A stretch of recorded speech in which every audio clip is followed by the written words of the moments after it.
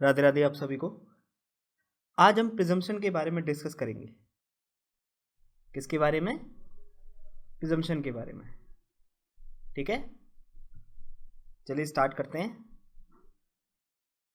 Presumption: every fact on the basis of which a party to a proceeding wants to take judgment must be proved. No court can, while deciding a case, place reliance on a fact unless and until it has been proved according to the rules laid down in the Evidence Act. But the law of evidence has provided that a court can take into consideration certain facts even without calling for proof of them. That is, the court may presume certain things. तो क्या बताया इन्होंने? हर fact जिसके basis पर proceeding की party judgement लेना चाहती है उसे प्रूव करना होता है ना। कोई भी कोर्ट केस को डिसाइड करते समय किसी फैक्ट पर रिलाई नहीं कर सकती जब तक उस फैक्ट को इंडियन एविडेंस एक्ट के प्रोविजंस के अकॉर्डिंग प्रूव नहीं कर दिया जाता। पर लॉ ऑफ एविडेंस ने यह प्रोवाइड किया हुआ है कि कोर्ट सर्टेन फैक्ट्स को कंसिडरेशन में ले सकती है बिना उन फैक्ट्स के प्रूव के। That a court can take into consideration certain facts even without calling for proof of them. That is, the court may presume certain things. यानी कोर्ट जो है वो certain facts को बिना प्रूफ के ही कंसिडर कर सकती है। तो without calling for proof of them का मतलब समझ में आया? Without calling for proof of them यानी कि सर्टेन फैक्ट्स ऐसे होते हैं जिन्हें पार्टीज को कोर्ट में आके प्रूव करने की जरूरत नहीं है। दैट मीन्स कोर्ट उन सर्टेन थिंग्स को प्रिज्यूम करके चलती है। ठीक है, आगे जब हम इंडियन एविडेंस एक्ट के प्रोविजंस को देखेंगे तब हम इस चीज को बहुत अच्छे से डिस्कस करेंगे। आगे देखते हैं। Presumptions are drawn from the course of nature. For instance that the night will follow day, the summer will follow the winter. तो क्या बताया इन्होंने कि प्रिजम्पशन जो है वो कोर्स ऑफ नेचर से ड्रॉ किए जाते हैं। जैसे फॉर एग्जाम्पल दिन के बाद रात आती है, ठंडों के बाद गर्मी आती है। ओके, फिर आगे क्या बताया? They may also be drawn from the course of human affairs from the usages of the society and transaction in business. यानी ठीक इसी तरह प्रिजम्पशन को ह्यूमन अफेयर से, सोसाइटी के यूजेज से और बिजनेस के ट्रांजेक्शन से भी ड्रॉ किया जा सकता है। जैसे एग्जाम्पल देखते हैं। A watch of Ram is stolen and soon after it is recovered from the possession of Shyam. There shall be a natural inference presumption that Shyam either stolen the watch or received it from some thief knowing it to be stolen. तो example क्या कहता है जी? Suppose करके चलिए राम की घड़ी चोरी हो जाती है और चोरी होने के ठीक बाद उस घड़ी को श्याम की पोजीशन से रिकवर कर लिया जाता है। अब यहां हम नेचुरल प्रिजम्पशन ड्रॉ कर सकते हैं। कौन सा नेचुरल प्रिजम्पशन? कि या तो श्याम ने उस घड़ी को चुराया है या फिर उसने उस घड़ी को किसी चोर से रिसीव किया है, ये जानते हुए कि ये जो घड़ी है ये चोरी की है। ठीक है भाई, सिंपल सा लॉजिक है। अगर आपकी आज कोई चीज चोरी हो जाए और उसके थोड़ी देर बाद ही वो किसी पर्टिकुलर पर्सन के पोजीशन में पाई जाती है तो इससे क्या इन्फ्लुएंस ड्रॉ होगा? इससे यही तो इन्फ्लुएंस ड्रॉ होगा कि भाई या तो उसने वो पर्टिकुलर चीज चुराई है या फिर उसने वो चीज किसी चोर से रिसीव की हो, ये जानते हुए कि ये चोरी की है। ठीक है ना। तो यहां क्या हुआ? यहां राम को कोर्ट को यह प्रूव करने की जरूरत नहीं है कि मेरी घड़ी श्याम नहीं चुराई है, बल्कि जो कोर्ट है वो इस फैक्ट को प्रिज्यूम कर लेगा। ठीक है, जब हम आगे सेक्शन 114 ए डिस्कस करेंगे तब उसमें इलस्ट्रेशन ए में इस चीज को बहुत अच्छे से डिस्कस करेंगे। क्लियर? सेकंड क्या कहता है? From the fact that the letter has been posted, the natural inference would be that it reached the addressee. इसी तरह दूसरा एग्जांपल क्या कहता है कि फैक्ट क्या है कि लेटर को पोस्ट किया जा चुका है। फैक्ट क्या है? लेटर हैज बीन पोस्टेड, एक चिट्ठी है उसे पोस्ट किया जा चुका है। अब इस फैक्ट से हम क्या प्रिजम्पशन रेज कर सकते हैं कि वो जो लेटर है वो एड्रेसी को पहुंच गया होगा। भाई आपने किसी पर्टिकुलर पर्सन को चिट्ठी डाल दी तो आप क्या प्रिजम्पशन ड्रॉ करोगे कि भाई वो जो चिट्ठी है वो उस एड्रेसी को पहुंच गई होगी। It reach the addressee. ठीक है, कुछ आया समझ में? प्रिजम्पशन के बारे में थोड़ा सा रफ आइडिया मिला। अब आप एक काम और करिएगा, इस वीडियो को सुनने के बाद एक बार सेक्शन 114 की वीडियो जरूर सुनिएगा। सेक्शन 114 जो है वो इन्हीं सब चीज़ों से डील करता है। उसमें हमने बहुत डिटेल वे में इन सब चीज़ों को कवर किया है। फिर उससे क्या होगा कि आपके जो कंसेप्ट है ना ये बहुत स्ट्रांग हो जाएंगे। ठीक है, चलिए आगे चलते हैं। What is presumption? Presumption is an inference of a fact drawn from other known और प्रूव्ड फैक्ट्स। तो क्या बताया जी? प्रिजम्पशन फैक्ट का इन्फ्रेंस होता है जिसे अदर नोन या प्रूव्ड फैक्ट से ड्रॉ किया जाता है। अदर नोन और प्रूव्ड फैक्ट्स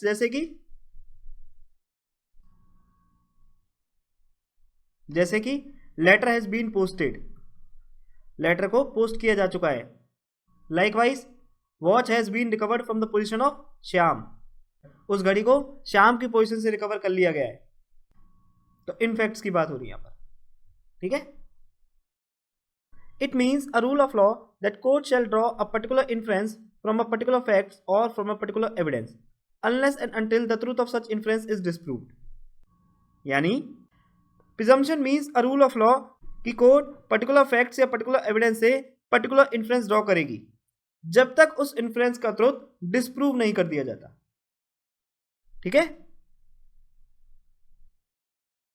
तो लास्ट एग्जांपल में कोर्ट ने क्या इन्फ्रेंस ड्रॉ किया था कि श्याम ने या तो उस घड़ी को चुराया है या फिर उसने उस घड़ी को किसी चोर से रिसीव किया है, ये जानते हुए कि ये जो घड़ी है ये चोरी की है। और ये जो इन्फ्रेंस है ये कोर्ट ने किस पर्टिकुलर फैक्ट से ड्रॉ किया था कि वो जो घड़ी है वो श्याम के पोजीशन में पाई गई है। ठीक है, इस पर्टिकुलर फैक्ट से। तो इसलिए उन्होंने बताया court shall draw a particular inference from a particular facts और from particular evidence unless and until the truth of such inference is disproved. तो यहां पर unless and until the truth of such inference is disproved, इसका मतलब क्या है?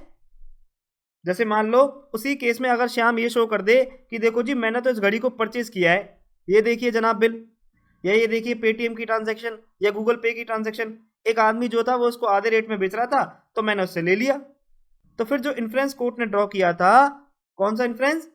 कि श्याम ने या तो उस घड़ी को चुराया है या फिर उसने उस घड़ी को किसी चोर से रिसीव किया है, ये जानते हुए कि ये जो घड़ी है चोरी की है, ये डिस्प्रूव हो जाएगा। यानी अब कोर्ट इस फैक्ट को प्रिज्यूम नहीं करेगी। क्यों नहीं करेगी? Because the truth of such inference is disproved. ठीक है, आगे क्या कहता है जी? Presumption is of 3 types, may presume, shall presume and conclusive proof. जो प्रिजम्पशन होती है वो 3 तरह की होती है। कौन कौन सी? May presume, shall presume and conclusive proof. अब चलिए देख लेते हैं इसको। May presume leaves it to the discretion of the court to make the presumption according to the circumstances of the case। यानी may presume में presumption रेज करने की कोर्ट की डिस्क्रिप्शन होती है। दैट मीन्स केसेस के सर्कमस्टेंसेस के according court decide करती है कि वो प्रिजम्पशन रेज करे या ना करे। जैसे सेक्शन 113A। ठीक है, तो याद रखना किसी भी बेयर एक्ट में जहां भी वर्ड में लिखा होता है उसका मतलब क्या है कि कोर्ट की डिस्क्रिप्शन है, यानी कोर्ट की मर्जी है। कोर्ट चाहे तो उस फैक्ट को प्रिज्यूम करे या ना करे। ठीक है, आगे देखते हैं। Shall presume, shall presume leaves no option with the court not to make the presumption. The court is bound to take the fact as proved until evidence is given to disprove it. In this sense, such presumption is also rebuttable। तो आगे इन्होंने क्या बताया जी? आगे इन्होंने शैल presumption के बारे में बताया। शैल प्रिज्यूम में क्या होता है? शैल प्रिज्यूम में कोर्ट के पास प्रिजम्पशन रेज ना करने का जो ऑप्शन है वो नहीं होता। ठीक है, यानी कि शैल प्रिजम्पशन के केस में कोर्ट तब तक फैक्ट को प्रूव मानने के लिए बाउंड है जब तक उस फैक्ट को डिस्प्रूव करने के लिए कोई एविडेंस नहीं दे दिया जाता। ठीक है, इसका मतलब शैल प्रिजम्पशन के केस में कोर्ट के पास प्रिजम्पशन रेज करने की या ना करने की कोई डिस्क्रिप्शन नहीं होती। कोर्ट को हर केस में प्रिजम्पशन रेज करनी ही होती है। ओके, कोर्ट जो है वो ड्यूटी बाउंड है प्रिजम्पशन रेज करने के लिए। कब तक? जब तक कि उस फैक्ट को अपोजिट पार्टी एविडेंस लीड करके डिस्प्रूव ना कर दे। ठीक है, यानी कोर्ट उस फैक्ट को प्रिज्यूम करने के लिए तब तक बाउंड है जब तक कि उस फैक्ट को डिस्प्रूव करने के लिए कोई एविडेंस नहीं दे दिया जाता। ठीक है, और इसलिए इस सेंस में ये क्या है? रिबटेबल है। रिबटेबल क्यों है? क्योंकि हम इसको एविडेंस लीड करके डिस्प्रूव कर सकते हैं। और इसका एग्जांपल कौन सा है जी? इसका एग्जांपल है सेक्शन 113B। ओके, तो देखो मे प्रिजम्पशन और ये सेल्फ प्रिजम्पशन दोनों ही रिबटेबल प्रिजम्पशन है। दोनों ही रिबटेबल प्रिजम्पशन क्यों है? क्योंकि जिस फैक्ट को कोर्ट ने प्रिज्यूम किया है पार्टीज एविडेंस लीड करके उस फैक्ट को डिस्प्रूव कर सकती हैं। ठीक है भाई, मे में क्या था? मे में कोर्ट की डिस्क्रिप्शन है, कोर्ट चाहे तो उस फैक्ट को प्रिज्यूम करे या ना करे। अब सपोज करके चलिए कोर्ट ने किसी पर्टिकुलर फैक्ट को प्रिज्यूम कर लिया है। लाइकवाइज शैल में क्या था कि कोर्ट जो है उस पर्टिकुलर फैक्ट को प्रिज्यूम करने के लिए बाउंड है। कब तक बाउंड है? जब तक उस फैक्ट को एविडेंस लीड करके डिस्प्रूव नहीं कर दिया जाता। ठीक है, तो ये दोनों की दोनों प्रिजम्पशन जो है ये रिबटेबल इसलिए है क्योंकि जिस फैक्ट को कोर्ट ने प्रिज्यूम किया है अपोजिट पार्टी उस फैक्ट को एविडेंस लीड करके डिस्प्रूव कर सकती है। ठीक है भाई, सिंपल सी एक बात याद रखना, रिबटेबल का मतलब क्या होता है कि किसी चीज का खंडन कर देना।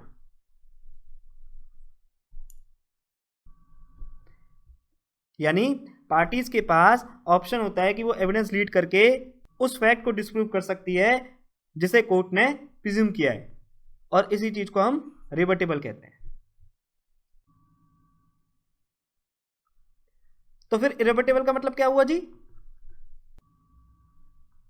इरेबटेबल मींस जहां पार्टीज एविडेंस ही नहीं लीड कर सकती, यानी पार्टीज एविडेंस लीड करके उस फैक्ट को डिस्प्रूव नहीं कर सकती। दैट मींस पार्टीज को उस फैक्ट को डिस्प्रूव करने के लिए कोर्ट एविडेंस देने के लिए अलाउ नहीं करेगी। इन शॉर्ट, कोर्ट पार्टीज को एविडेंस देना अलाउ नहीं करेगी। ठीक है, तो रिबटेबल और इरेबटेबल के बारे में एक रफ आइडिया आपको मिल गया।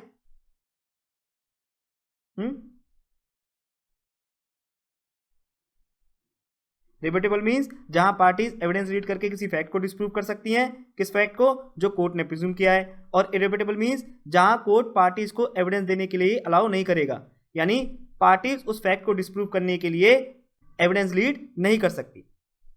ओके, अब आगे देखते हैं जी, conclusive proof. And under conclusive proof, no evidence is allowed to be produced with a view to combating that effect. In this sense, this is irrebuttable presumption. और कंक्लूसिव प्रिजम्पशन में उस इफेक्ट को combat करने के लिए किसी भी evidence को प्रोड्यूस करना अलाउ नहीं होता। That means once the presumption is raised, parties will not be allowed to lead evidence in order to disprove it. और चूंकि अब पार्टीज एविडेंस लीड करके उसको डिस्प्रूव नहीं कर सकती, तो इसका मतलब है कौन सा प्रिजम्पशन हुआ? इर्रिबटेबल प्रिजम्पशन। ओके, इसका सबसे अच्छा एग्जांपल कौन सा है? सेक्शन 112। ठीक है, अच्छा अब आप मेरी एक बात सुन लो, हमने तीनों ही प्रिजम्पशन के एक एक एग्जांपल डिस्कस किए हैं। कौन कौन से? जैसे मे प्रिजम्पशन का हमने कौन सा एग्जांपल डिस्कस किया था? Section 113A। लाइकवाइज शैल प्रिजम्पशन का सेक्शन 113B, और कंक्लूसिव प्रूफ का सेक्शन 112। अब आपको करना क्या है कि मे और शैल प्रिजम्पशन के जो सेक्शन दे रखे हैं इनकी आपको आज ही आज जाके वीडियो देखनी है। 113A और 113B पर हार्डली 10 से 15 मिनट का मैटर है। ठीक है, 5-5, 6-6 मिनट में कवर हो जाएंगे। इन दोनों सेक्शन की वीडियोस को आपको इस एंटायर वीडियो को देखने के बाद सुनना है। इससे होगा क्या? इससे इन टॉपिक्स पर आपके जो कंसेप्ट्स है वो काफी क्लियर हो जाएंगे। एक क्लैरिटी को आप विटनेस कर पाओगे। ठीक है, तो आपसे मेरी रिक्वेस्ट है, हार्डली 5-10 मिनट आपको लगेंगे इन दोनों सेक्शन को कवर करने में। पर ये आप ही के लिए बेनिफिशियल है, क्योंकि इससे मे और शैल के जो प्रिजम्पशन है ये आपको बहुत अच्छे से क्लियर हो जाएंगे। ठीक है, और देखो ये जो कॉन्क्लूसिव प्रूफ है ये अपने आप में काफी लेंथी टॉपिक है, तो इसलिए अभी आप इसको मत देखना। अभी के लिए आपको केवल सेक्शन 113 ए और 113 बी देखने हैं। ठीक है, आगे देखते हैं। Presumption are devices by use of which the courts are enabled and entitled to produce on an issue in spite of this that there is no evidence or insufficient evidence। तो क्या बताया जी कि प्रिजम्पशन वो devices हैं जिसको use करके court किसी issue पर जजमेंट डिलीवर करने के लिए एंटाइटल हो जाती है, बेशक से कोर्ट के पास या तो इनसफिशिएंट एविडेंस है या फिर एविडेंस ही नहीं है। ओके, आगे देखते हैं। Presumption literally means taking as true without examination and proof. तो क्या बताया इन्होंने कि प्रिजम्पशन लिटरली मींस बिना एग्जामिनेशन और प्रूफ के ट्रू मान लेना। जैसे राम और श्याम के उस घड़ी वाले एग्जांपल में कोर्ट बिना प्रूफ के ये ट्रू मान सकती है कि या तो वो घड़ी श्याम ने ही चुराई है और he has received it knowing it to be stolen. Okay, A presumption is not in itself evidence but only make a prima facie case for a party for whose benefit it exists। यानी presumption अपने आप में कोई evidence नहीं है, पर ये केवल उस पार्टी के लिए प्राइमा फेसाई केस बना देता है जिस पार्टी के फेवर में ये एग्जिस्ट करता है। अब ये चीज आपको कब क्लियर होगी? ये चीज आपको तब क्लियर होगी जब हम आगे के सेक्शन डिस्कस कर लेंगे, स्पेशली सेक्शन 113 ए और 113 बी। ठीक है, तो इसलिए मैं बार बार आपसे रिपीट कर रहा हूं कि इन दोनों सेक्शन को कवर करने में हार्डली आपको 10 मिनट लगेगी, पर इससे आपके जो कंसेप्ट है वो काफी स्ट्रांग हो जाएंगे। क्योंकि देखो जब आप किसी चीज को एग्जांपल से समझ लेते हो ना तो फिर वो आपके माइंड में सेट बैठ जाती है। और मे प्रिज्यूम और शैल प्रिज्यूम पे 113 ए और 113 बी अपने आप में एक वेल वर्स एग्जांपल है। ठीक है, आगे देखते हैं। The effect of presumption is that the party in whose favor a fact is presumed is relieved of the initial burden of proof until the opposite party introduces evidence to rebut the presumption। यानी presumption का effect क्या होता है जी? Party जिसके favour में एक fact को presume कर लिया जाता है वो party initial burden of proof से रिलीव हो जाती है। कब तक? जब तक उस प्रिजम्पशन को रिबट करने के लिए अपोजिट पार्टी जो है वो एविडेंसेस को इंट्रोड्यूस नहीं करती। ठीक है, अब ये चीज भी आपको तभी अच्छे से क्लियर होगी जब सेक्शन 113 ए और 113 बी आप अच्छे से देख लोगे। फिर भी मैं आपको इसको लास्ट एग्जांपल से एक बार कनेक्ट करके बता देता हूं कि जैसे लास्ट एग्जांपल में हमने क्या डिस्कस किया था, यानी क्या प्रिजम्पशन रेज करी थी कि या तो श्याम ने उस घड़ी को चुराया है या फिर उसने उस घड़ी को रिसीव किया है ये जानते हुए कि वो जो घड़ी है वो चोरी की है। अब देखो वैसे जो इनिशियल बर्डन ऑफ प्रूफ है वो राम पर लाई करना चाहिए। जब कोर्ट में राम और श्याम के बीच में केस चलेगा तो जो इनिशियल बर्डन ऑफ प्रूफ है कि हाँ जी श्याम ने ही मेरी घड़ी को चुराया है वो राम पे लाई करेगा। लेकिन जो प्रिजम्पशन का रोल है वो क्या करता है कि वो पार्टी को इनिशियल बर्डन ऑफ प्रूफ से रिलीव कर देता है। यानी अब इस केस में राम को ये प्रूव करने की जरूरत नहीं है कि श्याम ने मेरी घड़ी को चुराया है, बल्कि कोर्ट इस फैक्ट को प्रिज्यूम मान लेगी जब तक कि श्याम एविडेंस प्रोड्यूस करके इस प्रिजम्पशन को डिस्प्रूव नहीं कर देता। ठीक है, बाकी जब आप सेक्शन 113 ए और 113 बी देख लोगे तब ये बहुत अच्छे से आपको चीजें क्लियर हो जाएगी। अब आगे चलते हैं। Kinds of presumption.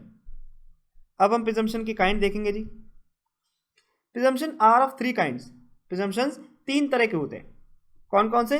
Presumption of fact और नेचुरल प्रिजम्पशन।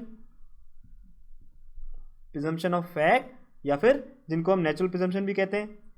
और ये प्रिजम्पशन कैसे होते हैं? रिबटेबल होते हैं। रिबटेबल यानी पार्टीज एविडेंस लीड करके उस प्रिजम्पशन को डिस्प्रूव कर सकती है। Second is presumption of law. अभी प्रिजम्पशन ऑफ लॉ 2 तरह के होते हैं। कौन कौन से? Rebuttable and unrebuttable. And third is mixed presumption और presumption of law and fact. ठीक है, अब आप याद रखना कि जो थर्ड कैटेगरी है प्रिजम्पशन की, ये इंडिया में एप्लीकेबल नहीं है। ठीक है, तो इंडिया में दो ही तरह के प्रिजम्पशन होते हैं। कौन कौन से? Presumption of fact and presumption of law. वो बात अलग है कि प्रिजम्पशन ऑफ लॉ रिबटेबल और इरिबटेबल दो अलग अलग पार्ट्स को कंटेन करता है। ठीक है, आगे हम इस चीज को बहुत अच्छे से डिस्कस करेंगे। चलिए देखते हैं। Mixed presumption are chiefly connected to the English law. जो मिक्स्ड प्रिजम्पशन है वो इंग्लिश लॉ से ही कनेक्टेड है। इसका मतलब इंडियन लॉ पे मिक्स्ड प्रिजम्पशन अप्लाई नहीं होता। While the presumption of fact is discretionary यानी permissive, the presumption of law is legal or compulsory presumption। तो इन्होंने क्या बताया कि जहां presumption of fact permissive है, permissive यानी कि discretionary नेचर का है।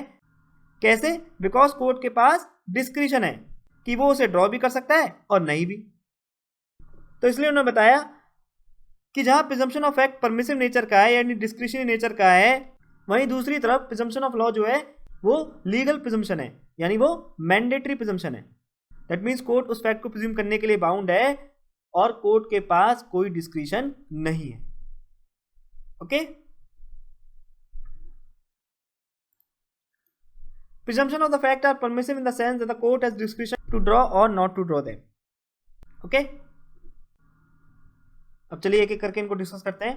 presumption of fact, presumptions of fact are inferences which are naturally drawn from the observation of the course of nature and the constitution of human mind। यानी presumption of fact वो inferences होते हैं जिन्हें course of nature से और human mind की constitution से naturally draw किया जाता है। Section 114 of the act and the illustration under the section are the examples of presumption of facts। Section 86, 87, 88 and 90 also deal with the presumption of fact। These presumptions are generally rebuttable। तो इन्होंने क्या बताया कि section 114 और जो उसकी illustration है किससे डील करते हैं? प्रिजम्पशन ऑफ फैक्ट से। इसी तरह सेक्शन 86, 87, 88 और 90 ये सारे प्रिजम्पशन ऑफ फैक्ट हैं और ये प्रिजम्पशन जो है वो जनरली रिबटेबल नेचर के। अब प्रिजम्पशन ऑफ लॉ को देखते हैं जी। As mentioned above the presumption of law are of two kinds. जैसा कि बताया हुआ है जो प्रिजम्पशन ऑफ लॉ है वो दो तरह के होते हैं। कौन कौन से जी? इरिबटेबल या जिसको हम कंक्लूसिव भी कहते हैं, एंड सेकंड इज रिबटेबल। ठीक है, इरिबटेबल प्रिजम्पशन ऑफ लॉ और conclusive presumption of law, and second is rebuttable presumption of law.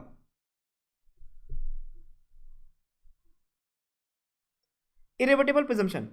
A well-known instance of an irrebuttable presumption of law can be found in section 82 of the IPC, wherein it is said that nothing is an offence which is done by a child under 7 years of age.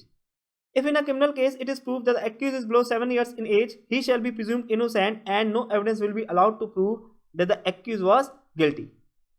Thus, it is clear that this kind of presumption of law is conclusive. Section 112 and 113 are the examples of this presumption. तो क्या बताया जी कि इरिबटेबल presumption का सबसे common instance आपको IPC के section 82 में देखने को मिलेगा। सेक्शन 82 क्या कहता है कि कोई भी चीज ऑफेंस नहीं है जिसे 7 साल से छोटे बच्चे ने किया है। दैट मींस 7 साल से छोटे बच्चे को लॉ एब्सोल्यूट इम्यूनिटी प्रोवाइड करती है, क्योंकि जो लॉ है वो ये कंसीडर करती है कि 7 साल से छोटे बच्चे की मैलाफाइड इंटेंशन नहीं हो सकती, यानी उसमें इतनी समझ नहीं होती कि वो अच्छा बुरा सही गलत इन सब चीजों को सोच सके। यानी लॉ के अकॉर्डिंग वो बच्चा इतना समझदार नहीं होता कि वो मैलाफाइड इंटेंशन को फॉर्म कर सके। ठीक है ना। तो अब अगर किसी क्रिमिनल केस में ये प्रूव भी हो जाता है कि एक्यूज 7 साल से छोटा है, मान के चलिए किसी क्रिमिनल केस में प्रूव हो गया कि जो एक्यूज है वो 5 साल का है, छोटा सा बच्चा है, तब भी उसे इनोसेंट ही माना जाएगा और कोई भी एविडेंस अलाउ नहीं किए जाएंगे ये प्रूव करने के लिए कि वो जो बच्चा है वो गिल्टी है। बात समझ में आई? इसका मतलब ये कैसा प्रिजम्पशन हुआ? इरिबटेबल प्रिजम्पशन हुआ या फिर कंक्लूसिव प्रिजम्पशन हुआ। क्यों? बिकॉज कोर्ट पार्टीज को एविडेंस देना अलाउ नहीं करेगा, यानी जो पार्टीज हैं वो इस चीज का एविडेंस लीड नहीं कर सकती कि ये जो क्राइम है या ये जो मर्डर है ये इस बच्चे ने ही किया है। ठीक है। Section 112, 113 are the examples of this presumption. जब हम सेक्शन 112 पढ़ेंगे तब आपको ये चीज बहुत अच्छे से क्लियर हो जाएगी। ओके, अब आगे देखते हैं। Rebuttable presumption.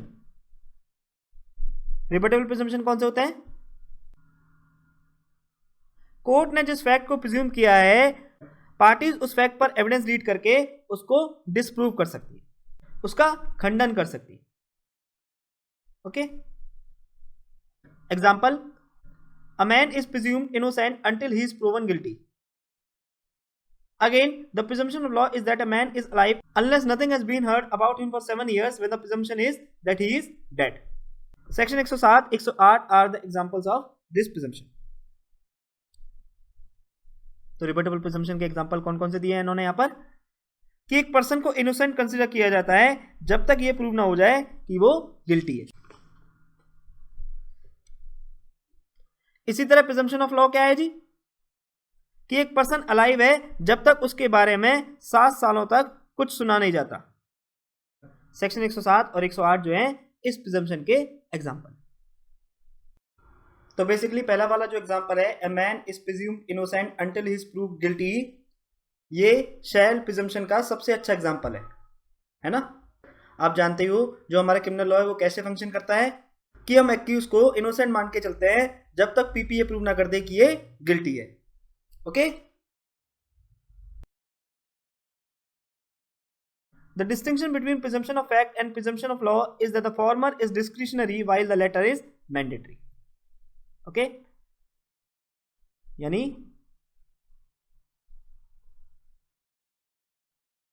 presumption of fact में कोर्ट के पास ये डिस्क्रिशन है कि वो फैक्ट को प्रिज्यूम कर भी सकती है, नहीं भी, जबकि presumption of law में कोर्ट उस फैक्ट को प्रिज्यूम करने के लिए बाउंड है until and unless it is disproved by evidences.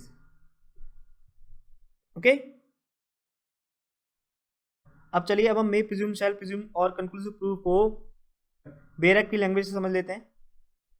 Section 4 में मे प्रिज्यूम, शैल प्रिज्यूम और कंक्लूसिव प्रूफ को डिफाइन किया हुआ है। पीटी के लिए बहुत इंपॉर्टेंट सेक्शन है, एक एक वर्ड पे क्वेश्चन पुटअप किया जाता है, इसलिए मैंने अलग अलग कलर्स को यूज करके इनको प्रेजेंट करने की कोशिश की है। ठीक है, तो चलिए देख लेते हैं। मे presume, whenever it is provided by this act that the court may presume a fact, it may either regard such fact as proved unless and until it is disproved, or may call for proof of it. तो क्या बताया जी कि जब भी Indian evidence act ये provide करता है कि court may presume a fact, तो इट मींस कोर्ट, तो कोर्ट या तो उस फैक्ट को प्रूव मान सकता है जब तक उसे एविडेंस से डिस्प्रूव ना कर दिया जाए, या उस फैक्ट को प्रूव करने के लिए पार्टी से एविडेंस मंगवा सकता है। यानी कोर्ट ये कह सकता है कि भाई मैं इस फैक्ट को प्रूव नहीं मानती, आप इसे एविडेंसेस प्रोड्यूस करके प्रूव करिए। ठीक है, समझ में आया? Whenever it is provided by Indian Evidence Act that the court may presume a fact, तो कोर्ट के पास क्या क्या ऑप्शन है? कोर्ट के पास 2 ऑप्शन है कि या तो वो उस फैक्ट को प्रूव मान सकती है जब तक उस फैक्ट को डिस्प्रूव ना कर दिया जाए, या फिर कोर्ट पार्टी से कह सकती है कि भाई मैं इस फैक्ट को प्रूव नहीं मानती, आप इस फैक्ट को एविडेंसेस प्रोड्यूस करके प्रूव करिए, और मे call for proof of it. ठीक है,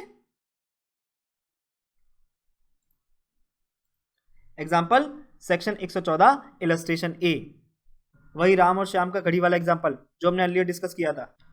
तो कोर्ट उस केस में या तो इस फैक्ट को प्रूव मान सकती है कि वो जो घड़ी है वो श्याम ने ही चुराई है जब तक श्याम इस चीज को डिस्प्रूव नहीं कर देता, या फिर कोर्ट राम से कह सकती है कि भाई मैं इस चीज को प्रूव नहीं मानती, आप इस चीज को एविडेंस देके प्रूव करिए। ओके, आगे क्या कहता है जी? Presumption of the fact are permissive in the sense that the court has discretion to draw them or not to draw them. ठीक है, जो प्रिजम्पशन ऑफ फैक्ट है वो डिस्क्रिशनरी नेचर के होते हैं, यानी परमिसिव नेचर के होते हैं। क्यों? क्योंकि कोर्ट के पास इन केसेस में डिस्क्रिशन होती है कि या तो वो उस फैक्ट को प्रूव मान सकते हैं या फिर नहीं मान सकते। A presumption of this kind is wholly in the discretion of the court. The court may or may not presume the existence of the fact in question. यानी इस तरह की प्रिजम्पशन पूरी तरह कोर्ट की मर्जी के ऊपर लाई करती हैं. दैट मीन्स कोर्ट जो फैक्ट क्वेश्चन में है उनके एग्जिस्टेंस को प्रिज्यूम कर भी सकती है और नहीं भी. For example, where a person is shown to be in possession of stolen goods soon after the theft, the court may presume that he was the thief himself or a knowledge of the fact that the property in question was stolen. ठीक है, इस example को already हम राम श्याम के example से discuss कर ही चुके हैं. तो सेक्शन 114 के इलस्ट्रेशन में जितने भी प्रिजम्पशन दिए गए हैं वो इसी तरह के प्रिजम्पशन है. Okay, next paragraph. When the court refuses to exercise its discretion, then it may call upon the parties to prove the fact by leading evidence.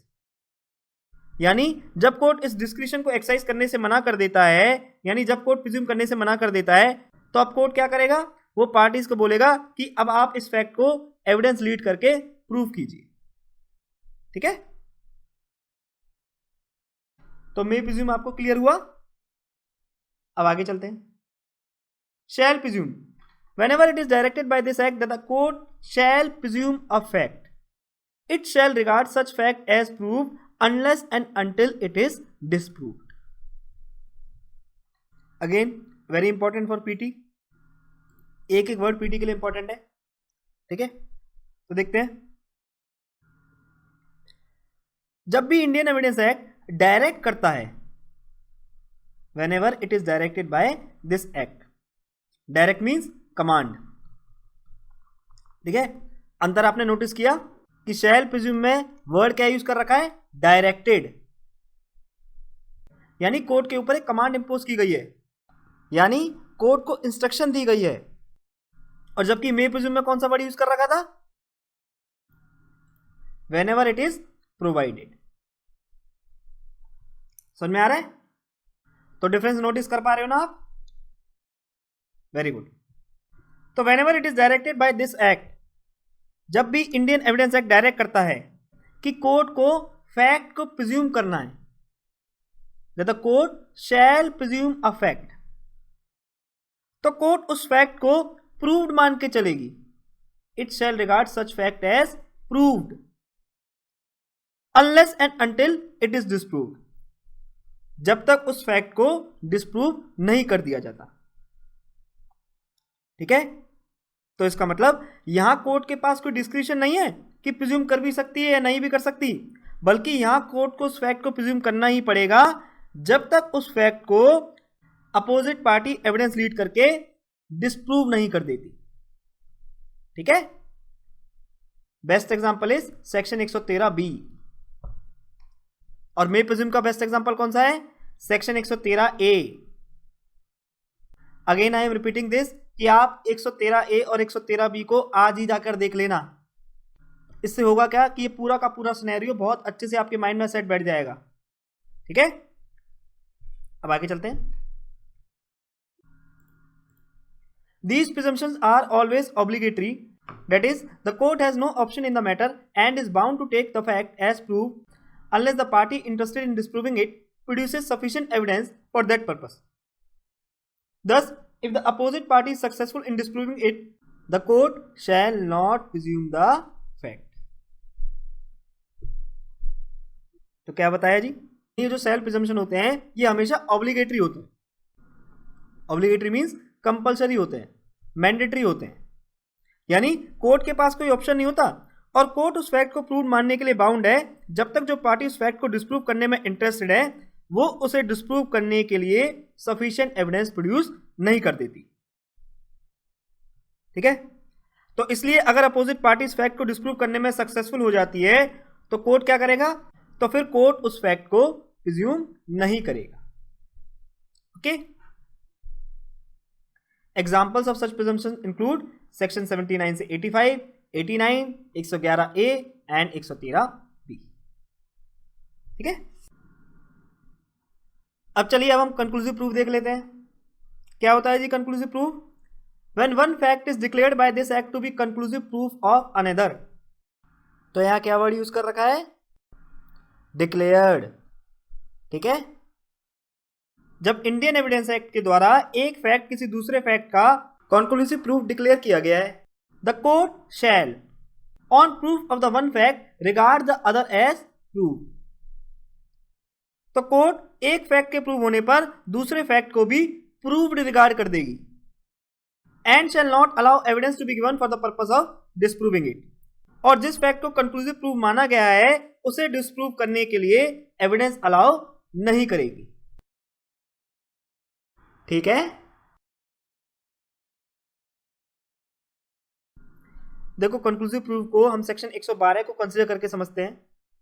ठीक है, क्योंकि देखो जो कंक्लूसिव प्रूफ की डेफिनेशन है ये काफी कॉम्प्लिकेटेड है, काफी टेक्निकल डेफिनेशन दे रखी है यहाँ पर इन्होंने।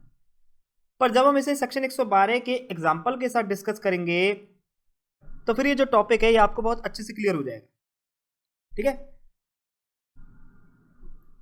तो देखो पूरा का पूरा सेक्शन 112 यहाँ डिफाइन करना मेरे लिए पॉसिबल नहीं है, उसके लिए हमने अलग से वीडियो बनाई हुई है, आप उसको जाके चेक कर सकते हैं। ठीक है, पर यहां पर थोड़ा सा हम आइडिया ले लेते हैं। ओके, देखो सेक्शन 112 में क्या गिवन है कि अगर वैलिड मैरिज की कॉन्टिन्यूएंसी के दौरान या शादी डिसॉल्व होने के 280 दिनों के भीतर, वैलिड मैरिज की कॉन्टिन्यूएंसी के दौरान या शादी डिसॉल्व होने के 280 दिनों के भीतर बच्चा पैदा हो जाता है तो इस फैक्ट के प्रूव होने पर कोर्ट दूसरे फैक्ट को प्रूव मान लेगी। यानी कोर्ट इस फैक्ट को प्रूव मान लेगी कि वो जो बच्चा है वो लेजिटिमेट बच्चा है। ठीक है, यही तो हमने पढ़ा। When one fact is declared by this act to be conclusive proof of another, यानी जब इंडियन एविडेंस एक्ट के द्वारा एक फैक्ट दूसरे फैक्ट का कॉन्क्लूसिव प्रूफ डिक्लेयर किया गया है, the court shall on proof of the one fact. One fact कौन सा था कि वैलिड मैरिज की कॉन्टिन्यूएंसी के दौरान या शादी डिसॉल्व होने के 280 दिनों के भीतर वो बच्चा पैदा हुआ। Regard the other as proved, other fact कौन सा प्रूफ मान लिया कि वो जो बच्चा है वो लेजिटिमेट बच्चा है। और आगे इन्होंने क्या बोला, and shall not allow evidence to be given for the purpose of disproving it. यानी और अब कोर्ट इस फैक्ट को डिस्प्रूव करने के लिए कोई भी एविडेंस अलाउ नहीं करेगी। तो इसका मतलब वो जो हस्बैंड है वो एविडेंस लीड करके ये प्रूव नहीं कर सकता कि ये जो बच्चा है वो इलेजिटिमेट बच्चा है। ओके, तो इसका मतलब ये कौन सा प्रिजम्पशन हुआ, इररिवर्टिबल प्रिजम्पशन हुआ। ठीक है, क्लियर हुआ।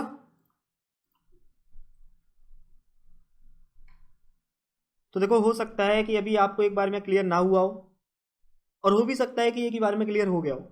अगर नहीं भी हुआ है तब भी कोई परेशान होने वाली बात नहीं है, क्योंकि जब हम आगे सेक्शन 112 डिस्कस करेंगे तब ये चीज आपको बहुत अच्छे से क्लियर हो जाएगी। ओके, इसे छोड़ देना, ऑलरेडी हम इसको डिस्कस कर चुके हैं। तो देखो जी ये था हमारा सेक्शन 4। सेक्शन 4 पीटी और मेंस के लिए बहुत इंपॉर्टेंट है, आपको इसे अच्छे से करके जाना है। अब चलिए हम पीटी के पॉइंट्स हाईलाइट कर लेते हैं। सबसे पहले तो एक क्वेश्चन बहुत पूछा जाता है कि मे प्रिज्यूम, शैल प्रिज्यूम और कंक्लूसिव प्रूफ कौन से सेक्शन में डिफाइन किए हुए हैं। तो आपको याद रखना है सेक्शन 4। ये तीनों की तीनों डेफिनेशन सेक्शन 4 में ही डिफाइन की हुई है। अब मे प्रिज्यूम को देख लेते हैं एक बार। Whenever it is provided by this act that the court may presume a fact, it may either regard such fact as proved unless and until it is disproved, or may call for proof of it। तीनों की तीनों line को आप बहुत अच्छे से observe करके जाना। पीटी में एक एक वर्ड पे क्वेश्चन आया हुआ है, इसलिए मैं बार बार रिपीट कर रहा हूं कि इस सेक्शन के एक एक वर्ड, एक एक लाइन इंपॉर्टेंट है।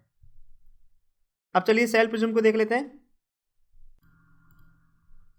Whenever it is directed by this act that the court shall presume a fact, it shall regard such fact as proved unless and until it is disproved। अब conclusive proof को देख लेते हैं। When one fact is declared by this act to be conclusive proof of another, the court shall on proof of the one fact regard the other as proved and shall not allow evidence to be given for the purpose of disproving it। okay, अब चलिए अब हम इसका diagram देख लेते हैं। Presumption दो तरह के होते हैं, presumption of fact and presumption of law. Presumption of fact कौन सा होता है? मे प्रिज्यूम, यानी परमिसिव नेचर का होता है, और ये हमेशा रिबटेबल नेचर का होता है। मे रेज, यानी कोर्ट इसे रेज भी कर सकती है, और अगर कोर्ट इस प्रिजम्पशन को रेज करती है तो अदर पार्टी के पास क्या ऑप्शन है, यानी अपोजिट पार्टी एविडेंसेस लीड करके इस प्रिजम्पशन को रिबट कर सकती है। फिर उन्होंने यहाँ पर कुछ एग्जांपल दिए हुए मे प्रिजम्पशन के, section 86, 88A, 90, 90A, 87, 88, 114, 107 and 113A। And second is court may not raises, यानी कोर्ट इस प्रिजम्पशन को रेज नहीं करे और पार्टीज को इस फैक्ट को प्रूव करने के लिए रिक्वायर करेगी। ठीक है, call the party to prove that fact. अब बात करते हैं जी प्रिजम्पशन ऑफ लॉ की। तो जो प्रिजम्पशन ऑफ लॉ होते हैं वो शैल वाले होते हैं, यानी ऑब्लिगेटरी होते हैं। कोर्ट को इन प्रिजम्पशन को रेज करना ही पड़ेगा, कोर्ट के ऊपर ये ड्यूटी है, कोर्ट बाउंड है। अब ये दो तरह के होते हैं, रिबटेबल और इरेबटेबल। रिबटेबल यानी कि कोर्ट इस प्रिजम्पशन को रेज करने के लिए बाउंड है, लेकिन अपोजिट पार्टी एविडेंसेस लीड करके इस फैक्ट को डिसप्रूव कर सकती है। जैसे example section 79, 89, 105, 113B, 114A etcetera. और जबकि इरेबटेबल प्रिजम्पशन कौन से होते हैं? जो कंक्लूसिव होते हैं, यानी जिन फैक्ट्स को पार्टीज एविडेंस लीड करके डिसप्रूव नहीं कर सकती। ठीक है, जैसे सेक्शन 41, 112, 113। अब आप एक बात याद रखना कि पीटी के लिए जो सेक्शंस है ना, ये बहुत इंपॉर्टेंट है। कई बार पर्टिकुलर सेक्शन देके आपसे पूछ लिया जाएगा कि इस सेक्शन में कौन सी प्रिजम्पशन की बात करी गई है, मे प्रिजम्पशन की, शैल प्रिजम्पशन की, या कंक्लूसिव प्रिजम्पशन की। तो प्लीज आप इन सेक्शन को एक बार अच्छे से देख लीजिएगा। ठीक है, स्पेशली कंक्लूसिव प्रिजम्पशन के। कंक्लूसिव प्रिजम्पशन के सेक्शंस को पीटी में कई बार पूछा गया है। 3 ही सेक्शन है केवल कंक्लूसिव प्रिजम्पशन के। कौन कौन से? Section 41, section 112 and section 113। Okay, अब चलिए एक डायग्राम और देख लेते हैं। प्रिजम्पशन ऑफ फैक्ट और नेचुरल प्रिजम्पशन और presumption hominis, very important for PT. PT में पूछ लेते हैं कि प्रिजम्पशन ऑफ फैक्ट को क्या क्या कहते हैं। नेचुरल प्रिजम्पशन भी कहते हैं और प्रिजम्पशन ह्यूमिनियस भी कहते हैं। They are always permissive, rebuttable, and do not constitute a branch of jurisprudence. They are indicated in the act by the expression may presume. ये जो सेक्शंस है ये इसके कुछ एग्जांपल्स है। Always rebuttable, that is their evidence effect may be negative by contrary proved. It is an inference which mind naturally and logically draws from given facts irrespective of their legal effect. If court not presume, burden of proof remain as it is. यानी अगर court ने presume नहीं किया तो जो BOP है वो as it is रहेगा, यानी उसी पार्टी के ऊपर लाई करेगा। जैसे कि राम के ऊपर, घड़ी वाले एग्जांपल में राम और श्याम के बीच में अगर कोर्ट ने वो प्रिजम्पशन रेज नहीं किया तो बीओपी किस पर लाई करेगा? राम के ऊपर। Next is presumption of law, और इसको हम क्या कहते हैं? आर्टिफिशियल या जुरिस प्रिजम्पशन भी कहते हैं। Again, this is very important for PT. They are always obligatory, may be rebuttable or irrebuttable and constitute a branch of jurisprudence. Presumption of law rebuttable भी हो सकते हैं और irrebuttable भी हो सकते हैं। यानी presumption of law कौन कौन से होते हैं? Shall presumption and conclusive proof। तो जो shall presumption है वो rebuttable नेचर का है, जबकि जो conclusive proof है वो irrebuttable नेचर का है। ठीक है, Inferences which law expressly direct or order judge to draw from a particular facts, यानी ये वो इन्फ्लुएंसेस होते हैं जो लॉ जज को एक्सप्रेसली डायरेक्ट करता है कि आप इन पर्टिकुलर फैक्ट से ये इन्फ्लुएंसेस ड्रॉ करिए। अब ये दो तरह के होते हैं जी, कौन कौन से? Rebuttable presumption of law and irrebuttable presumption of law. Rebuttable presumption of law, they are indicated in the act by the expression shall presume.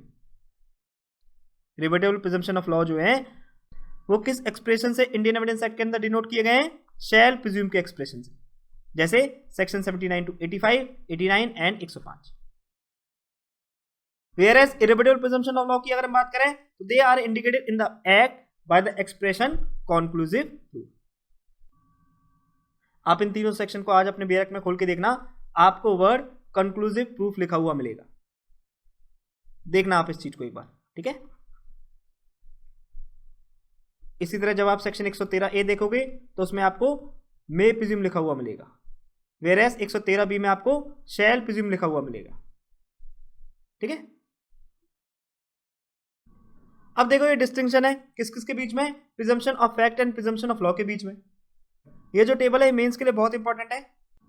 कई बार मेंस में प्रिजम्पशन ऑफ लॉ और प्रिजम्पशन ऑफ फैक्ट पर distinction पूछा गया है. तो चलिए एक बार इनके डिफरेंसेस को देख लेते हैं. Presumption of fact. Presumption of fact is based on logic, human experience and law of nature. Whereas जबकि जो प्रिजम्पशन ऑफ लॉ है वो किस पे बेस्ड है, on provisions of law. Second is presumption of fact is always rebuttable and goes away when explained or rebutted by establishment of positive proof, whereas presumption of law is conclusive unless rebutted as provided under rule giving rise to presumption. Third is the position of presumption of fact is uncertain and transitory, whereas the position of presumption of law is certain and uniform. Fourth is the court can ignore presumption of fact however strong it is, whereas on the other hand the court cannot ignore presumption of law. Fifth is the presumption of fact are derived on basis of law of nature, prevalent customs and human experience, whereas presumption of law are derived on established judicial norms and they have become part of legal rules. Sixth is the court can exercise its discretion while drawing presumption of fact, that is, presumption of fact is discretionary presumption, whereas presumption of law is mandatory, that is, court is bound to draw presumption of law. Okay, तो ये 6 differences हैं, आप इनको एक बार अच्छे से देख लेना, ठीक है. अब इसी तरह ये एक टेबल और है, ये किसके बीच में डिफरेंशिएट कर रही है, रिबटेबल प्रिजम्पशन और इररिबटेबल प्रिजम्पशन के बीच में. Again this is also very important for Mains. अक्सर मेंस में क्वेश्चन पूछा गया है कि रिबटेबल प्रिजम्पशन और इररिबटेबल प्रिजम्पशन को डिफरेंशिएट करिए. 5 नंबर का क्वेश्चन आया हुआ है कई बार. तो चलिए देख लेते हैं. Rebuttable presumption, it means a presumption which can be overthrown by a contrary evidence. तो इसका मतलब कि मे प्रिज्यूम और शैल प्रिज्यूम, ये दोनों रिबटेबल प्रिजम्पशन है, ठीक है. जबकि जो कंक्लूसिव प्रूफ है वो इररिबटेबल प्रिजम्पशन है, okay. Whereas irrefutable presumption is drawn so conclusively that no contrary evidence is allowed. It is juris ad de jure, that is incapable of rebuttal. Second is the court regards such fact as proved unless and until it is disproved. The court here dispenses with the necessity of formal proof, whereas the court shall on proof of one fact regard the other as proved and shall not allow evidence to disprove it. अब example देख लेते हैं rebuttable presumption के. A person not heard of for 7 years is dead, और that a bill of exchange has been given for value. जबकि rebuttable presumption के कौन कौन से एग्जांपल हैं? Examples, a child under certain age is incapable of committing any crime, section 82 IPC, example of irrebuttable presumption. Fourth is section 105, burden of proving that case of accused comes with in exceptions, and section 114A, presumption as to absence of consent in certain prosecutions for rape. Whereas section 41, final judgment in probate, matrimonial, admiralty or insolvency jurisdiction are conclusive in certain aspects. Section 112, conclusive presumption of legitimacy, and section 113, valid cession of territory.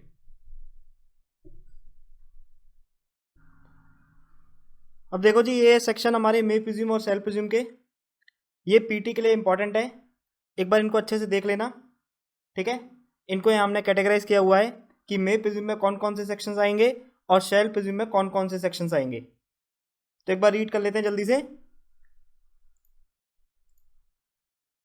May presume के कौन कौन से sections हैं?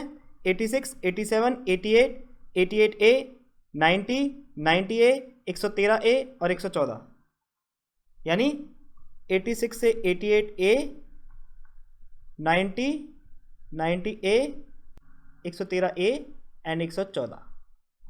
जबकि शैल presume के कौन कौन से सेक्शंस हैं? 79, 80, 81, 81A, 82, 83, 84, 85, 85A, 85B, 85C। That means 79 से 85C तक। Then 89, 105, 111A, 113B and 114A। Okay, इन पर आप एक बार नजर डाल लेना, ठीक है। तो ये था हमारा आज का लेक्चर। अगर आपको लेक्चर पसंद आया है तो आप लाइक, शेयर और कमेंट जरूर कीजिएगा, और अगर आपको लेक्चर पसंद नहीं आया है तो आपको डिसलाइक करने का भी पूरा राइट है। और प्लीज़ आप लोग कमेंट करके अपने फीडबैक जरूर दीजिएगा, जिससे कि फ्यूचर में मैं अपने आप को और इम्प्रूव कर सकूं। और अगर आप लोग चाहते हैं कि वीडियोस में किसी भी तरह का मैं चेंज करूं तो आप मुझे कमेंट करके बता सकते हैं। मैं पूरी कोशिश करूंगा चीज़ों को आपके अकॉर्डिंग चलाने की।